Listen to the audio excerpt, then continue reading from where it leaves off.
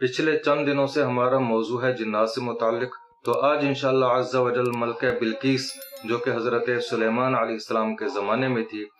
आज उससे मुताल्लिक और उसके वालिदैन से मुताल्लिक बताऊंगा कि क्या वो जिन्नात में से थे।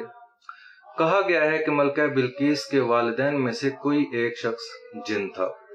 और हज़रत इब्न कल्बी रहमतुल्लाहि ताला अलैह फरमाते हैं कि मलका बिल्किस के वालिद ने एक जिन औरत से शादी कर ली थी जिसका नाम था रिहाना,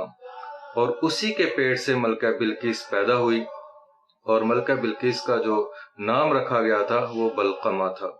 और मलका बिल्किस के पाँव का जो अगला हिस्सा है वो जानवरों के खुरों की तरह था, और उसकी पिंडलियों पर बहुत ज्यादा बाल थे।